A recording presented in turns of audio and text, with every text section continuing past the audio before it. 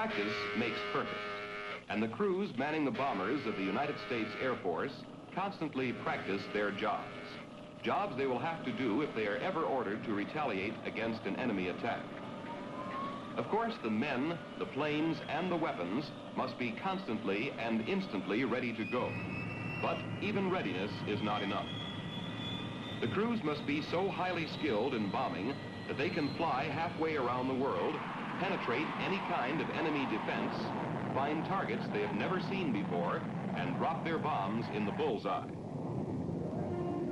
To attain this skill, Strategic Air Command bomber crews practice constantly. They fly long training missions within our own country, practicing navigation, air-to-air refueling, electronic warfare, evasion of enemy radar, target acquisition, and finally, the bombing itself. Of course, in these practice runs, no bombs are actually dropped. On the ground, near the pinpointed targets, are fixed radar bomb scoring sites, manned by SAC specialists who track by radar the exact paths and altitudes of the bombers, and who plot the airplane's path over the targets. These SAC radar specialists also beam radar and electronic defenses at our bombers, similar to those an enemy might use to detect and confuse them. When an aircraft releases an imaginary bomb, it flashes an electronic signal, and the scorers know exactly where the release occurred. The exact position of the bomb strike is computed from the point of release.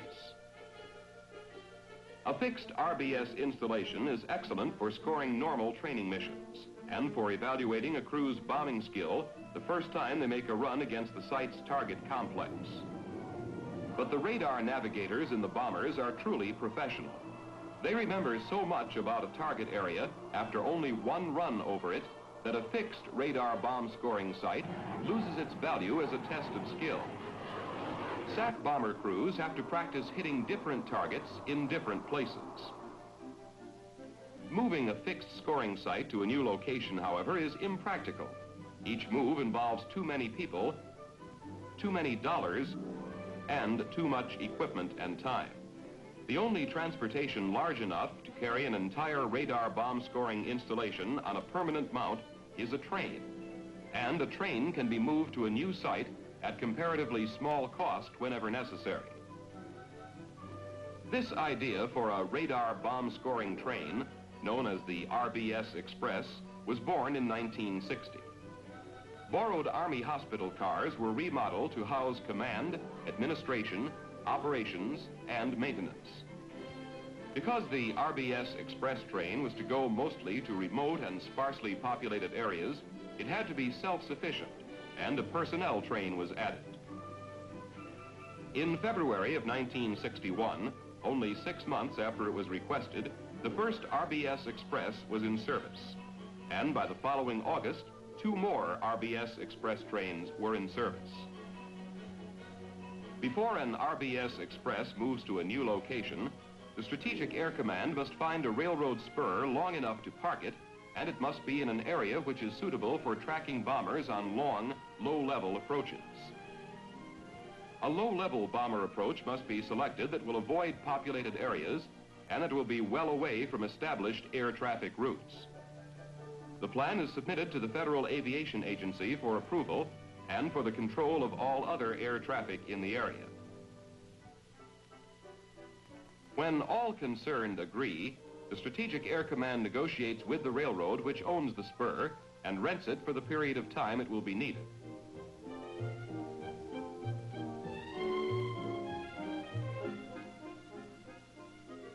SAC surveyors then compute from geodetic positions the exact geographical point of the future train location. And from this point, all necessary target information is computed to the exact foot in distance and to 1/10 of a degree in azimuth. The actual targets, 2 or more, may be from 3 to 20 miles away from the train, and usually are only coordinates on the map. When the train arrives, RBS men from fixed sites, who have been assigned to serve 45-day tours, are already there. Normally, each RBS man serves 2 such tours a year. They first make sure that the scoring radar is centered exactly over the surveyor's marker. This assures that all other equipment is also properly positioned.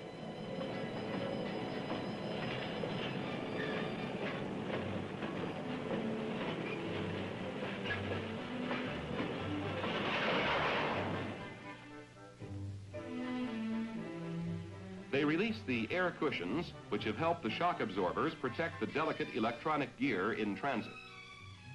The scoring radar is leveled and made completely stationary by using attached jacks. Antennas are swung into place and installed. Hoists for each antenna are built into the flat car. Inside the vans, consoles and other electronic gear are readied for use.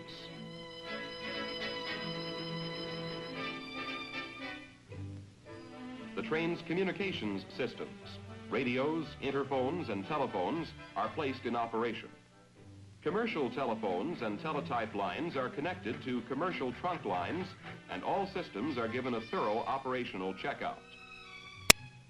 The train is usually ready for scoring within 6 to 12 hours. Inevitably, local residents come out to watch and ask questions. The RBS Express is often the closest association these people will ever have with the United States Air Force. From the commander to the lowest-ranking airman, these men are carefully selected, highly trained specialists pursuing important Air Force careers. And past performances show that they do a good job in promoting understanding between the local residents and the Air Force. The economic effect on communities is good, too. Many of the products and services which the train needs to supplement its own supply of food, water, and diesel fuel are purchased from local businesses by the train commander or Air Force procurement agencies. Besides explaining the purpose of the RBS Express to the local community through its civic organizations, the train commander, with approval from his headquarters, holds open house at least once during a train stay in the community. Then hundreds of people are likely to come from miles around.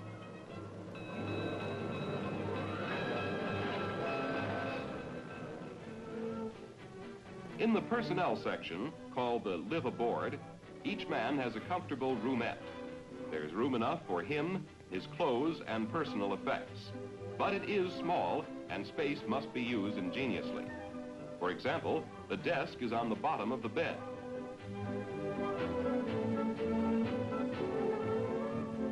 The commander's room is only a bit larger, but it does have a permanent desk. Life aboard the RBS Express is not luxurious, but it is comfortable, and basic needs of the officers and men have been carefully planned and provided for. Forward of the sleeping car, there's a recreation car. Most current magazines and books on its shelves are furnished by major Air Force libraries. There are stereo tape and record playbacks with plenty of music, and a television set. You have heard about a PX and a BX. Well, this is the TX, Train Exchange, which sells almost any basic item the men may need.